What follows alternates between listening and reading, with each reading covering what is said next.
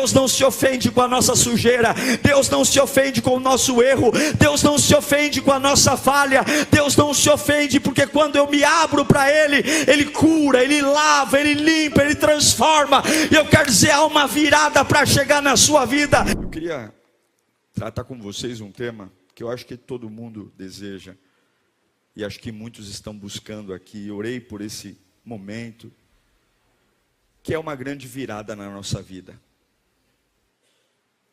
Uma virada mesmo, sabe? Um aspecto de olharem para nós e falarem assim: você conseguiu. Você conseguiu. Você conseguiu. Nem todos vencem. Nem todos alcançam. Eu conheço pessoas que lutam a vida inteira para superar algo e não conseguem. Eu conheço pessoas que há anos estão tentando sair das drogas e não conseguem.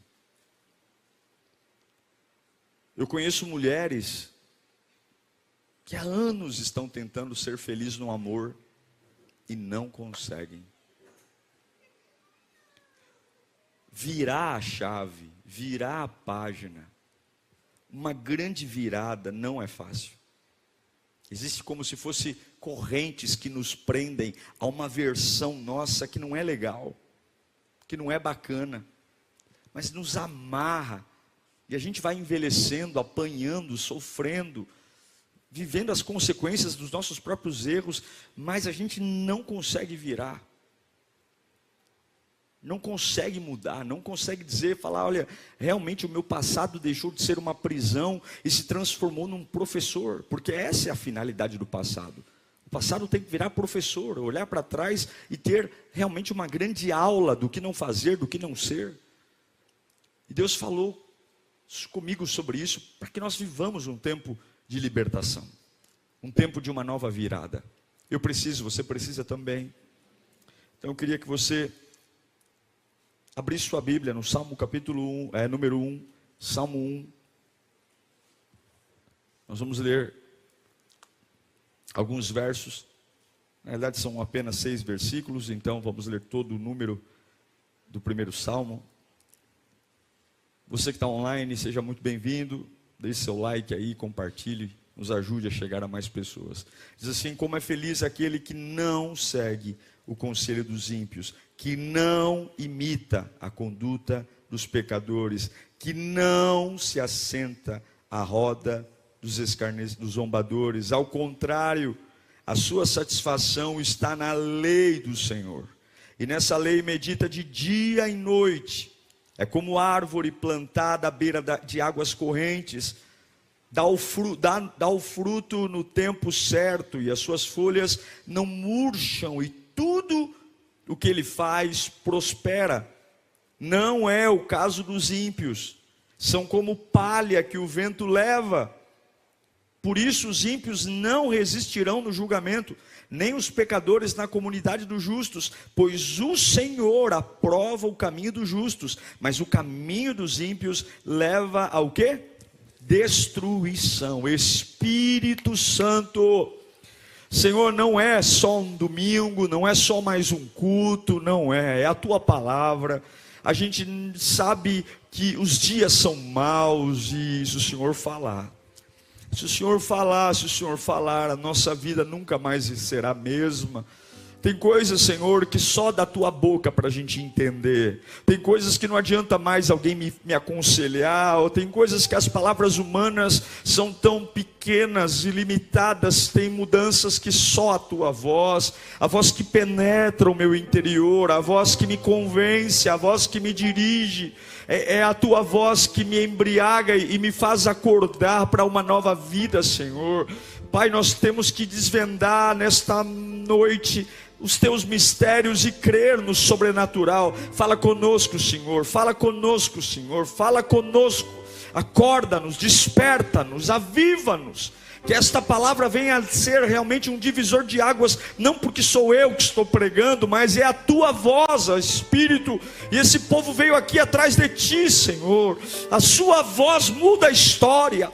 Pega a pessoa mais arrebentada, mais doída, mais sofrida, e põe para sentar à mesa de príncipes e reis. É a tua voz que muda sentenças, que faz de um prisioneiro sentar no governo do Egito. É a tua voz. Fala conosco, Senhor, eu temo e tremo diante da tua presença. Em nome de Jesus, amém. O Salmo 1, ele fala sobre mudanças. Dois perfis de pessoas, o justo e o ímpio. E ele mostra que a conduta do justo é aquele que não ouve qualquer um, não se assenta diante de qualquer pessoa e não imita qualquer pessoa. Sim, o estilo de vida que a gente tem determina lugares que a gente vai, a forma como a gente vive. Nós sempre estamos preocupados com os grandes movimentos, as grandes palavras, os grandes momentos, mas você não é definido pelos grandes eventos da sua vida. Você é definido por quem você é nos pequenos movimentos, nos pequenos movimentos de, por exemplo, pegar um ônibus, de como você se porta no caminho, como você se porta na informalidade, como você se porta dentro da sua casa, no seu trabalho, movimentos. A Bíblia diz que aquele que não imita o conselho dos ímpios, que não segue os pecadores, que não se assenta à roda de pessoas ruins, essa pessoa, ao contrário, ela tem uma satisfação em Deus. E essa satisfação não é só ler a Bíblia, mas é obedecer a Sagrada Escritura, é fazer de Deus realmente um mandamento. Ela é plantada junto ao ribeiro d'águas e ela vai dar fruto o tempo todo. Ou seja, ela não tem problema com as estações, ela é frutífera. E aqui nós sabemos que uma vida frutífera não está falando necessariamente de não ter problemas. Não, não é isso. Mas é a capacidade de sobreviver a tudo, sobreviver a todos. É a capacidade de não quebrar. Eu não quebro. Eu não quebro. A gente chora o tempo do choro, mas recupera. A gente enfrenta a pancada no tempo da pancada, mas cura. A gente não mora em coisas que tem que passar. Há uma vida prometida para todos nós. E o segredo é, como que eu faço essa virada? Como que eu me torno essa pessoa imparável? Como que eu me torno essa pessoa que vão olhar para mim e dizer, realmente você virou a chave. Você é diferente, realmente é algo que mudou a sua vida. Porque evangelho é mudança de vida. Eu não posso estar aqui dentro servindo a Deus e não mudar. Eu não posso estar aqui dentro e continuar com hábitos e condutas de quando eu estava no mundo. Porque senão aqui vira uma baladinha. Senão aqui vira um momento de curtição. Eu não posso só gostar da vibe da igreja, do clima. Eu não posso só gostar, eu tenho que mudar a minha vida. Eu preciso olhar e dizer assim, olha, eu sou uma nova pessoa. Eu sou uma pessoa completamente diferente. Eu falo diferente, eu ando diferente, eu penso diferente. Só que essa virada não é normal e não é fácil, não é simples. E eu pergunto para você, quem é responsável por você? Quem é responsável por cuidar de você? Quem é responsável por você estar bem? Quem é responsável por você ter equilíbrio? Quem é responsável por você ser uma pessoa boa? Quem é responsável por você estar em pé? Quem é responsável por você estar muito feliz ou muito triste? Quem é responsável? Eu aprendi uma coisa que você pode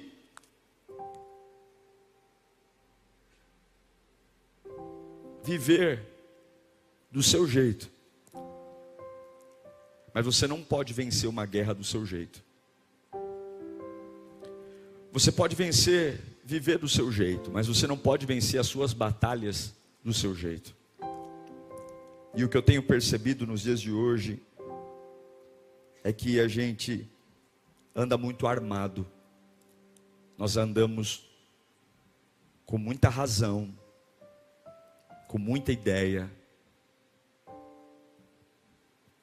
com muita vontade, mas pouca humildade para olhar para nós mesmos, para entender quem a gente é.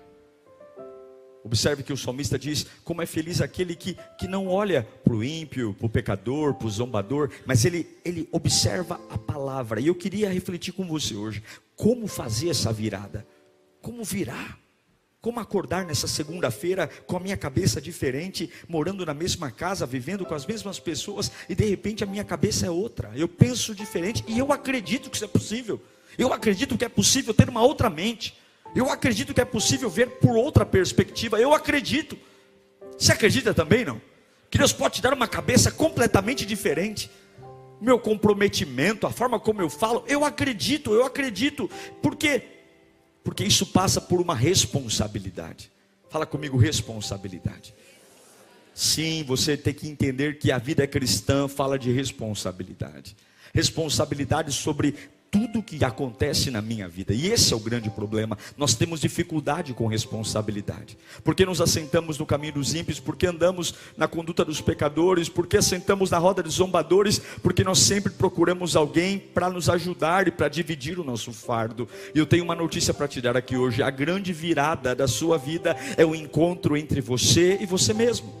A grande virada da sua vida é o encontro entre você e a presença de Deus. Eu não sou contra termos amigos, eu não sou contra andarmos com pessoas, eu não sou contra termos apoio, mas eu quero que você entenda, a grande mudança da sua vida não vem de um encontro com ninguém, a não ser você e Deus e você. Você está dizendo, pastor, mas eu preciso. Deus está falando aqui para você hoje, aprenda algo, você tem que ser responsável. Você tem que olhar para você e dizer, Deus deu uma vida para mim, para eu cuidar dela. Você tem que entender que você tem que cuidar de você. Você tem que cuidar da sua cabeça. Você tem que cuidar da sua espiritualidade. Você tem que cuidar de você. Você não pode ser um relaxo ambulante. Você não pode se tratar como um lixo e confiar às pessoas o cuidado que é seu, a responsabilidade que é sua. Você não pode andar como um zumbi e culpar os outros. Você não pode desviar da igreja e culpar os outros. Você não pode ser um doido, depressivo, ansioso, dizendo que a vida fez isso com você, porque isso é mentira. Seria verdade se não houvesse o Espírito Santo. Seria verdade se Jesus não tivesse deixado a palavra. Seria verdade se a oração fosse algo fraco. Seria verdade se a adoração não servisse para nada. Mas eu não posso chorar por uma doença quando existe cura. Você está entendendo? Eu não posso chorar por um fim quando Jesus me promete um começo. Eu não posso chorar por uma desgraça quando a palavra de Deus me promete um recomeço. Eu preciso entender que eu não posso reclamar de algo sendo que existe solução. Mas você não olha para você, você não cuida de você, você não presta atenção em você, você não olha para você, você não aprende com você. E Deus me trouxe aqui para dizer que é a hora de você assumir a sua responsabilidade. Há um trono para todos nós, há um governo para todos nós, há lugares de honra, há lugares de sucesso, há lugares de governo.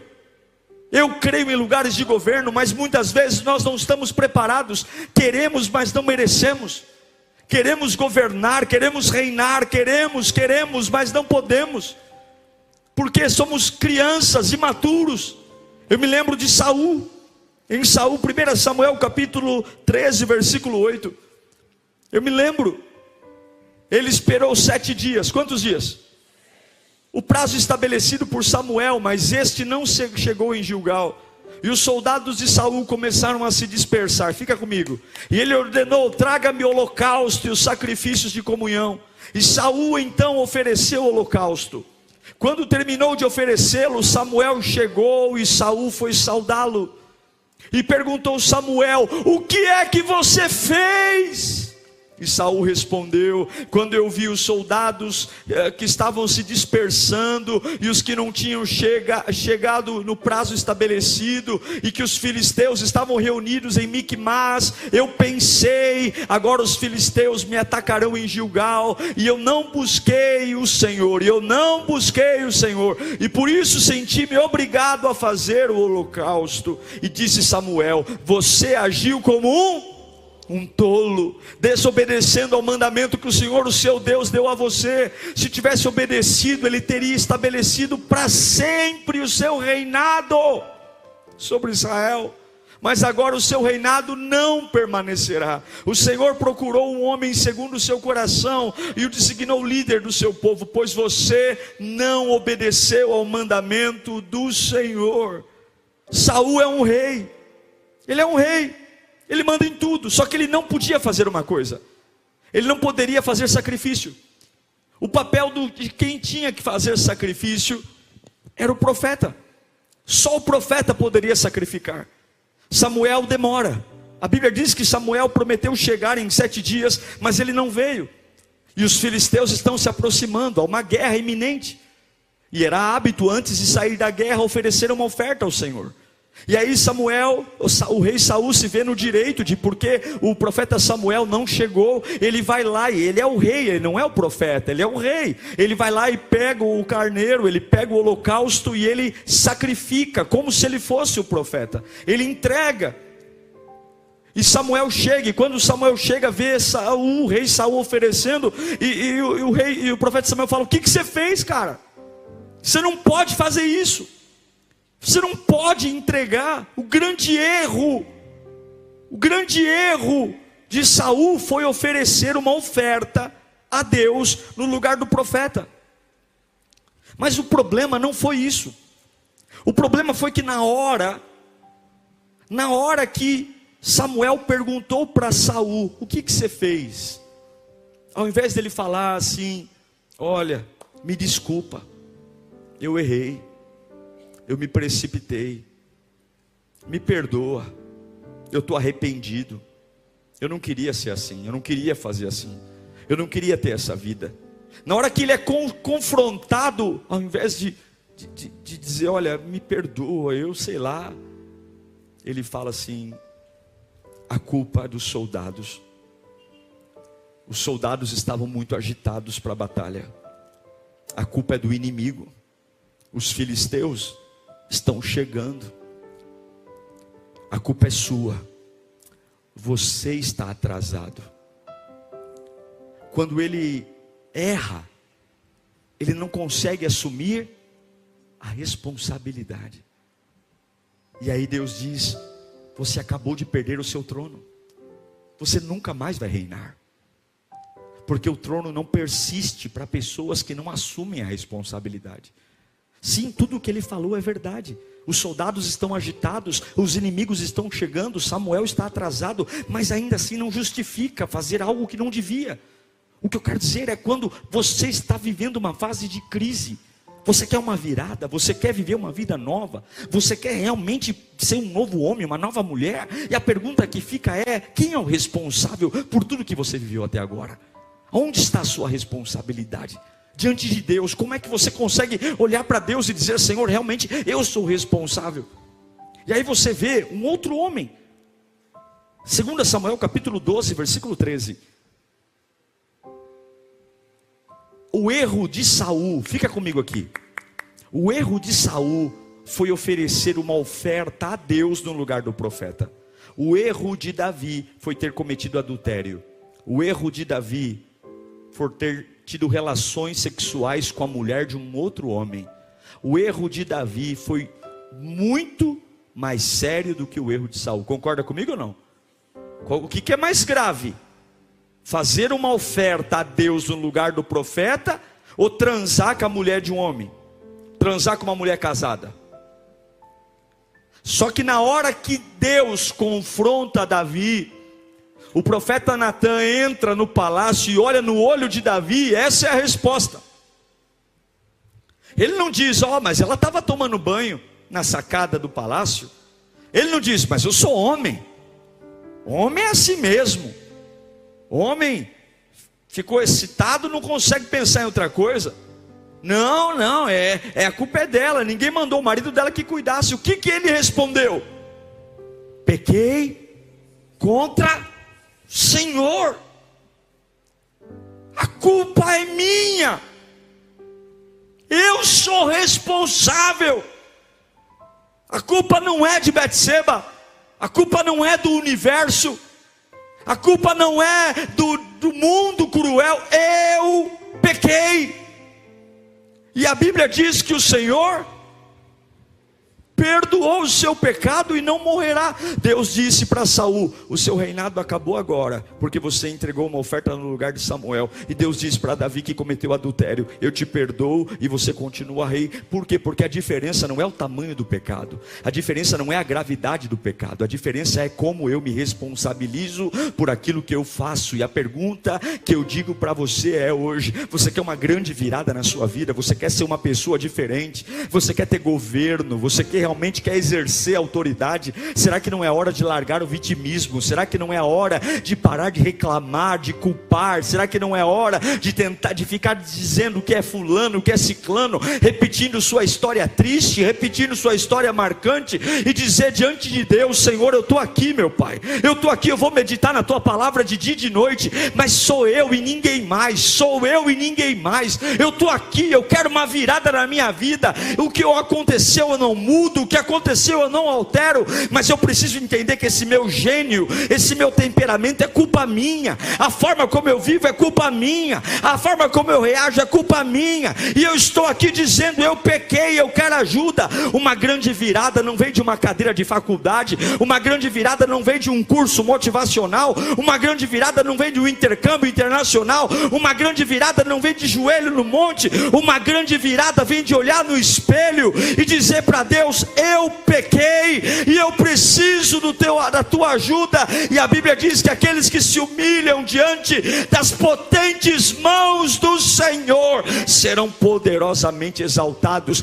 Se você e eu pararmos, tudo que Saul fez foi oferecer um sacrifício. Não é algo grave, não é algo grave, mas na hora de ser confrontado, ele é arredio, ele é irresponsável, ele transfere a culpa. Davi adulterou, matou, fugiu, mas ele diz: a culpa é minha. Deus está procurando aqueles capazes de dizer: pode me tratar, porque eu sei o que eu sou, eu sei quem eu sou. É parar de ser um personagem e ser alguém real. Porque enquanto todos estão procurando alguém para culpar, Deus está procurando um homem que consiga dizer: a culpa é minha. Como é que Deus consegue chamar um adúltero, assassino, de homem segundo o meu coração?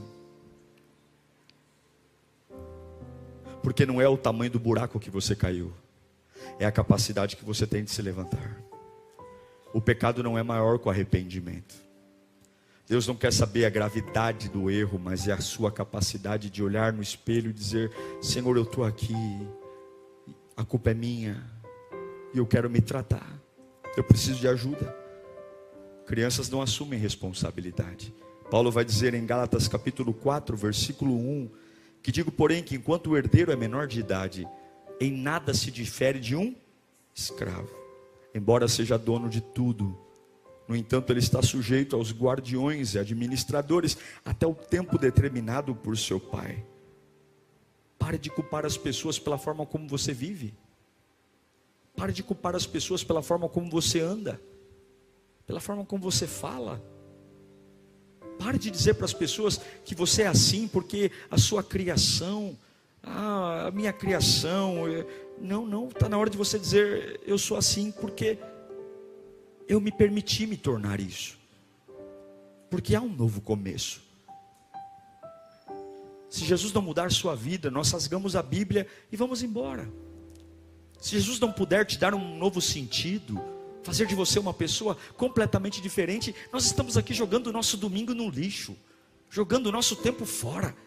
Se Ele não puder dar um novo brilho aos seus olhos, uma nova forma de falar, uma nova forma de resistir, uma nova forma de pensar, uma nova forma de andar, uma nova forma de viver, nós estamos aqui brincando, jogando fora. Jesus muda, Jesus muda, Jesus muda. Mas qual é o problema? O problema é que nós não olhamos para nós. Não olhamos.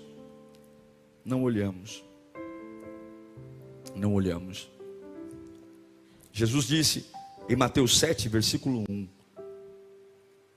é como se fosse quase um cala-boca.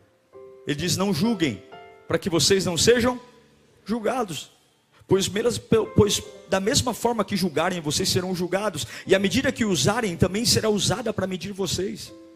Porque você repara no cisco que está no olho do seu irmão, e não se dá conta da viga que está no seu próprio olho. Como você pode dizer ao seu irmão: deixe-me tirar o cisco do seu olho, quando há uma viga, uma tora de madeira no seu? Hipócrita! Tire primeiro a viga do seu olho, e então você verá claramente para tirar o cisco do seu irmão.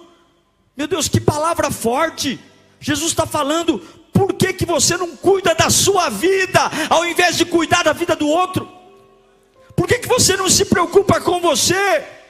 Por que você fica sentando na roda de escarnecedor, andando no caminho dos ímpios, ouvindo a conduta dos pecadores, quando deveria sentar e dizer: Senhor, eu sou isso mesmo, eu falo errado, eu penso errado, eu sou uma pessoa complicada, eu desisto mesmo de tudo, e começa a vomitar no altar de Deus, e diz: a responsabilidade é minha, eu mesmo não consigo, eu mesmo não tenho força, eu mesmo desanimo fácil, eu tenho insegurança, eu tenho medo, eu tenho dor. Você tem que dizer para Deus: a culpa é minha, eu me deixei levar pela cabeça das pessoas, eu me deixei ser influenciado pelo outro, eu voltei a beber, eu voltei a fumar, eu voltei a cheirar, porque eu andei com uma companhia, no meu radar eu sei tudo o que aconteceu, mas eu estou aqui, eu pequei, porque eu não quero perder o trono. Você tem que abrir a sua boca, porque o diabo quer criar um cenário, o diabo quer criar uma personalidade dupla, ele quer que você seja uma coisa diante de Deus e outra coisa lá fora, porque o diabo sabe que se houver dupla personalidade, a glória não vem, o poder não vem, e o trono é tirado. Mas quando você se rasga, escuta o que eu estou pregando aqui, Deus não se ofende com a nossa sujeira, Deus não se ofende com o nosso erro, Deus não se ofende com a nossa falha, Deus não se ofende, porque quando eu me abro para Ele, Ele cura, Ele lava, Ele limpa, Ele transforma. E eu quero dizer, há uma virada para chegar na sua vida, e existem lugares de autoridade para você, existem lugares de governo para você, existe uma nova condição para você, existe um lugar onde Deus vai mostrar para você que é você que vai fazer a virada, onde pessoas não vão definir mais com a qualidade do seu dia, não vão definir se você chora ou se você ri. Existe um lugar para você que você não vai ser mais manipulado por gente, você não vai ser mais manipulado por situações. O diabo vai ficar careca de tentar mexer com você e não vai conseguir, porque você tem que entender que é você e Deus e mais ninguém. E se é você e Deus e mais ninguém, você tem que tirar essas pessoas que você tem trazido para a sua vida, para dizer: ó, eu ofereci a oferta porque os soldados, porque os filisteus. Não, eu, Senhor, eu errei, eu pequei, eu sou um problema, eu. Quando você culpa alguém, você dá poder ao outro. Quando você assume a culpa é sua, você tem um poder, você tem desafios para lidar. E o seu passado? Como é que você vai lidar com ele? E o seu passado? Ele sempre vai estar aí, você nunca vai esquecer dele, não há como mudá-lo. Você realmente viveu tudo aquilo e já era, não tem o que fazer. Passado não se edita. Até quando você vai ter fantasmas do seu passado? Até quando? Até quando você vai ter essa história desgraçada para contar, que explica tudo, mas não resolve nada? Até quando você vai ficar repetindo como um papagaio? Ah, se eu não tivesse conhecido fulano, ah, se eu não tivesse ido para aquela viagem, ah, se eu não tivesse... Até quando? Até quando você vai ficar contando essa história que não explica nada?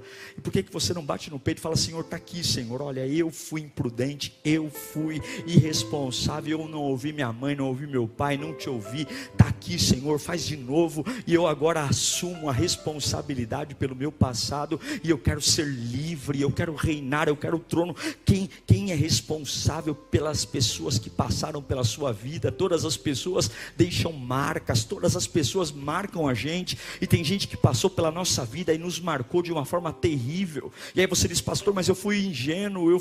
Mas se você não entender que a responsabilidade é sua, você vai ter um fantasma eterno. Há pessoas que casam, isso que eu não entendo, casam e o ex-relacionamento continua presente no dia, entram em empresas novas e a ex-empresa continua presente, porque a gente sempre carrega um vilão, sempre tem um vilão, e a virada não vem, muda de casa, muda de emprego, muda de família, muda de tudo, e não vira o jogo, é sempre a mesma cabeça, e Deus está dizendo: assuma a responsabilidade, pega teu orgulho e quebra ele, baixa esse nariz, Para de ser arrogante, briguento. Se humilha na minha presença. Faça como Davi. Peça ajuda ao Senhor. Para de se fazer de forte, porque o Senhor conhece você. E toda essa energia que você tem para se manter na pompa, se manter cheio de si, para provar algo para gente que nem gosta de você, essa energia deveria ser canalizada para ser cheio da glória de Deus. Essa energia deveria ser canalizada para você buscar a presença de Deus. Diga ao fraco, eu sou forte. Você deveria hoje dizer: Senhor, eu tive uma história de altos e baixos, mas eu estou dizendo que a responsabilidade é toda minha, é toda minha. Eu estou perdoando todas as pessoas que passaram pela minha vida. Eu estou perdoando todas as pessoas que me fizeram mal. Eu estou perdoando todas as pessoas que passaram por mim. Eu estou perdoando os lugares. Eu estou perdoando. E eu estou dizendo: a culpa é minha, a responsabilidade é minha. E aquele que se arrepende, aquele que concorda, aquele que traz para si, o Senhor preserva o trono. Existem 3 áreas que você precisa ser responsável. Eu queria encerrar falando isso. A primeira delas é a sua paixão por Deus. A sua paixão por Deus não é responsabilidade da performance do pastor. A sua responsabilidade pela sua paixão é sua. Você entra na presença de Deus, você sai da presença de Deus. Você entra na igreja, você sai da igreja. Você começa a orar, você para de orar. Está dentro de você, é um dom. É a sua responsabilidade. Se apaixonar por Deus todos os dias. Se apaixonar, tire as muletas da sua vida, tire as pessoas que te ajudam.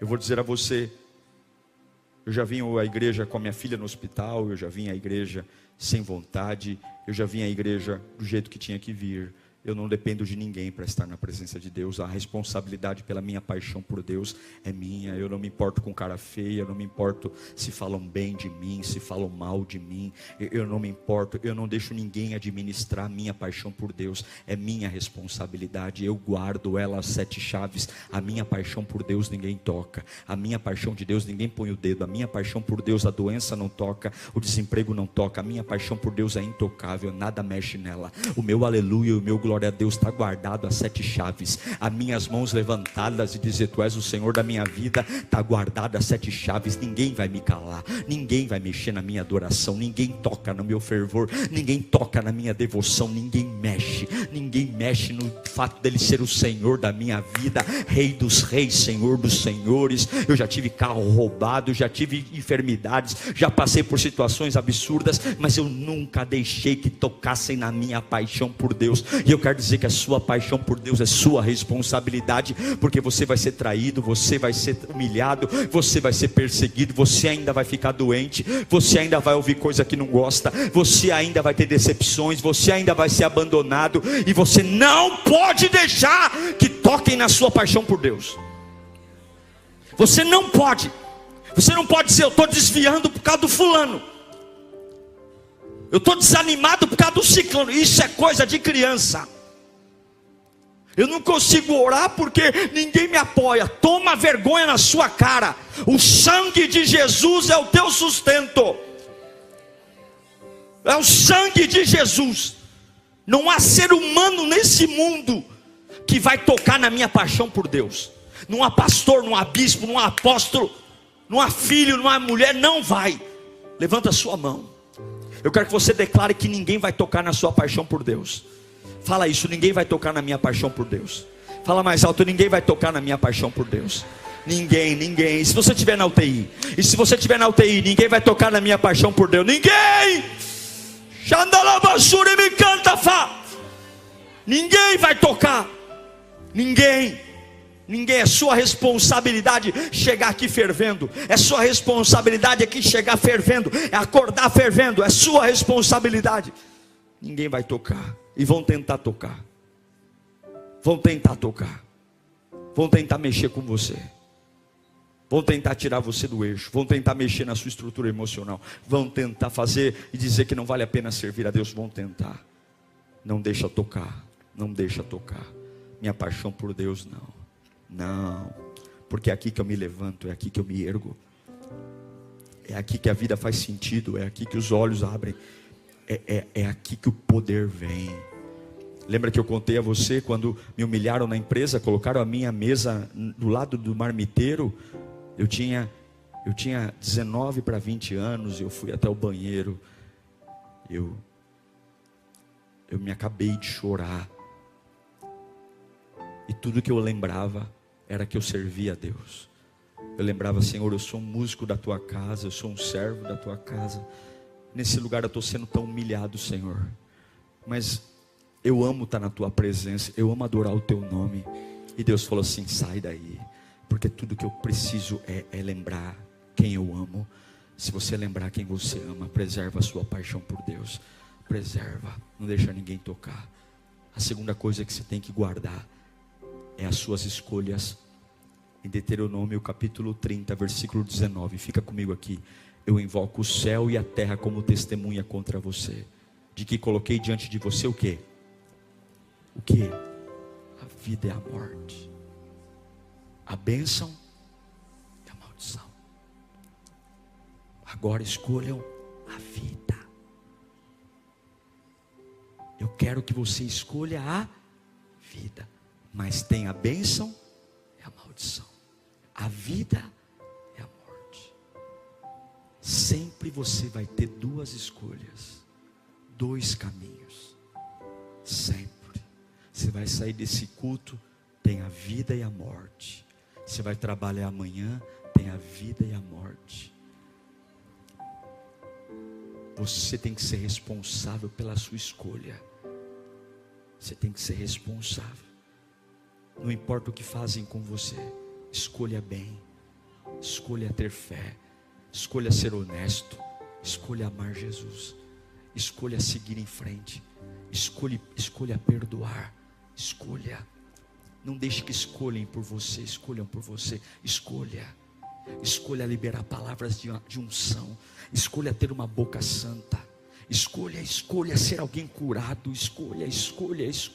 Vão te chamar de trouxa, de idiota, de babaca, vão te chamar de tolo, vão te chamar de sonso, vão dizer que a sua... Mas deixa o tempo dizer, porque a árvore é reconhecida pelo fruto, não é a raiz, não é o tronco, é o fruto. Fica quietinho, que logo o fruto vai brotar, e quando o fruto brotar, todo mundo vai ver que você nunca foi um trouxa, que você nunca foi um idiota, que você nunca foi um tapado, mas que você era inteligente, que você soube olhar para aquilo que tinha que olhar. A vida, eu quero dizer para você que há vida onde você está, há como fazer diferente. Estão tentando te manipular, estão brincando com você, estão deixando você contra a parede para que você escolha sempre o ruim. Eu, em nome de Jesus, hoje bloqueia tudo que dá legalidade ao inferno, corta os gatos net, corta tudo que é clandestino da sua vida, tudo, pega tudo, joga fora, tudo que é pirata, tudo que é clandestino, tudo que é ilegal, tudo desbloqueador de canal, joga tudo fora. É sério, joga tudo fora,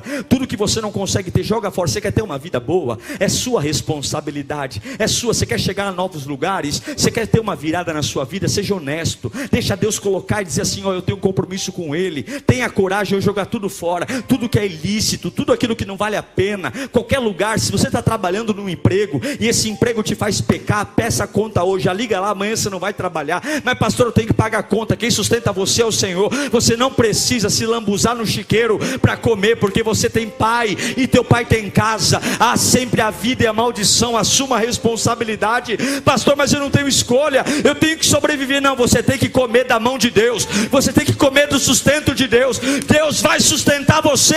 Essa aqui é uma virada. Escolha a vida, escolha a bênção, escolha. E por fim, você é responsável pela paixão, é responsável pelas escolhas. E por fim, aqui eu encerro, você é responsável pelo que pensa.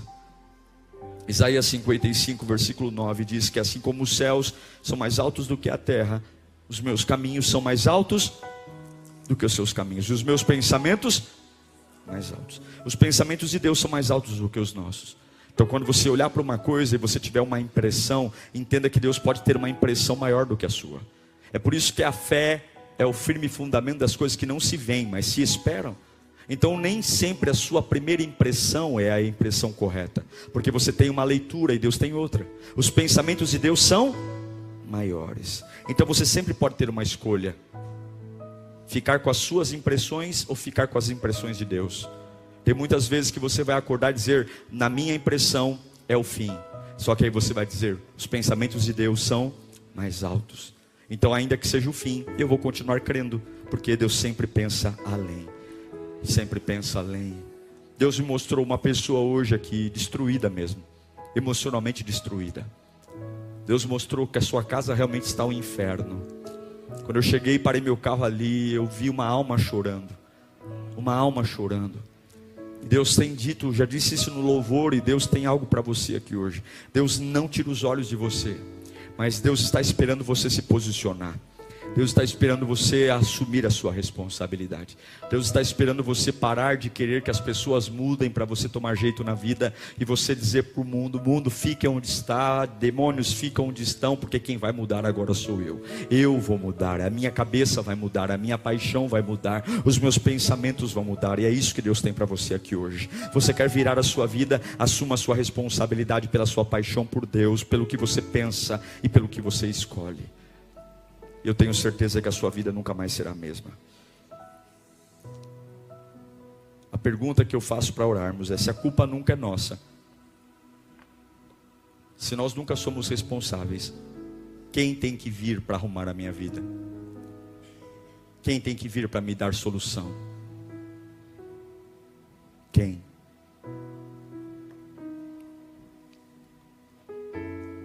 Eu fui atormentado uma vez, já contei isso aqui, por um sentimento muito ruim, porque eu me achava vítima de uma situação familiar,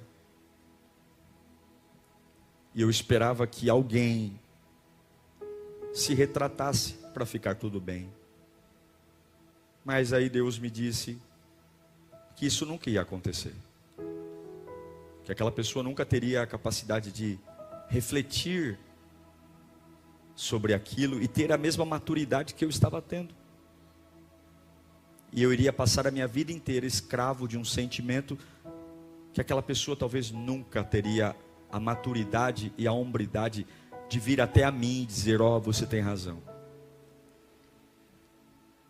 E para ser livre, eu fui até a casa da pessoa e eu pedi perdão a ela. Eu pedi perdão. Eu olhei, bati na porta. A pessoa olhou para mim, porque ela não esperava me ver ali. Eu olhei para ela e eu disse: calma, está tudo bem. Eu vim aqui e eu queria te pedir perdão. A partir daquele momento, aquela pessoa saiu de dentro de mim. A minha vida nunca mais foi a mesma. Eu fui livre. Porque não importa se eu sou certo ou errado, só os responsáveis conseguem sair das prisões. E talvez seja a hora de você dizer: a culpa é minha, eu vou resolver isso, é comigo e comigo mesmo. Eu não sou como Saul, que aponta para os outros. Eu sou como Davi, que diz: eu pequei. E Deus vai dizer: fica no trono, porque é desses que eu amo e faço parte. Eu queria que você fechasse os olhos nesse instante. Você precisa ser curado do que hoje? Do que você precisa ser curado? Quem são os vilões da sua vida? Quem são as pessoas ou lugares que você fala assim: olha, eu sou essa pessoa? Porque você tem que entender: meu pai, minha mãe, meus irmãos, minha vida é assim, é por isso que eu sou inconstante, é por isso que eu sou ansioso, é por isso que eu oscilo. Tudo bem, e pode ser até verdade tudo isso, e realmente pode ser que essas pessoas te fizeram muito mal mesmo, que pode ser que essas pessoas de alguma forma marcaram você e influenciaram sua personalidade, influenciaram seu jeito de ver a vida. Mas e Jesus? E o fator Jesus? Você esqueceu dele? Você esqueceu que Jesus pode tudo e que a proposta do Evangelho é uma vida nova? A proposta do Evangelho é mudança, é morrer para uma velha vida e nascer para uma nova. E enquanto você continua contando essas histórias, montando esse teatro, criando essas peças, o tempo vai passando, e o trono não é seu mais, porque o trono não é daqueles que culpam, mas o trono é daqueles que assumem responsabilidades. O trono é daqueles que se apresentam diante de Deus com as mãos e dizem: está aqui, Senhor, eu estou aqui, sou eu e ninguém mais, sou eu sou esse ser atrapalhado, eu sou essa pessoa problemática, eu sou essa pessoa insegura, eu sou essa pessoa que precisa de ajuda, eu sou essa pessoa inconstante, eu sou essa pessoa que precisa de cura, eu estou aqui e eu estou aberto, ninguém mais é responsável, eu perdoo todos que estão à minha volta, eu perdoo que vão embora, e eu quero ficar nesse cantinho entre eu e Deus, Deus e eu só te peço uma coisa, Senhor, eu só te peço uma coisa: muda-me, Senhor, me dê essa virada. Eu quero ser o pai que o meu pai não foi para mim, eu quero ser a mãe que a minha mãe não foi para mim, eu quero ser o profissional que nunca me ensinaram, eu quero dar uma virada na minha vida, e eu sei que a minha história não me permite isso, a minha história me limita, a minha história me prende, a minha história de vida me faz ser uma pessoa infeliz, mas eu sei que o Senhor tem uma nova história para mim, eu sei que o Senhor tem um novo caminho para mim, então eu estou aqui humildemente dizendo: Senhor, a responsabilidade é toda minha, e o Senhor pode mudar o que o Senhor tiver que mudar, porque eu quero me parecer contigo, eu preciso de ti, eu não quero mais falar como eu falo, pensar como eu penso, eu não quero mais andar como eu ando, eu não quero mais reagir como eu reajo, eu não quero mais, e eu estou aberto, eu estou desarmado, eu estou jogando por terra as minhas razões, eu estou jogando por terra as minhas dores, eu estou jogando por terra as minhas revoltas, eu estou jogando por terra as minhas amarguras, eu estou me desarmando, eu estou ficando nu diante de ti, Senhor, para dizer: eu quero uma vida nova, eu estou abrindo mão dos meus direitos, eu estou abrindo mão das minhas discussões, eu estou abrindo mão das minhas conversas intermináveis, eu estou abrindo mão de coisas que aparentemente todos me dão razão, porque nada disso muda a minha vida. Há quantos anos amargurado, há quantos anos vivendo esse mesmo anseio de nada, há quantos anos esse ranço na alma, há quantos anos você está preso nessa história desgraçada, porque é o fulano, é o João, é a Maria, é o pai, é a mãe, é a empresa, é o chefe, é o capeta, é a vida. Deus está dizendo: quando é que você vai se levantar e dizer: a culpa é minha?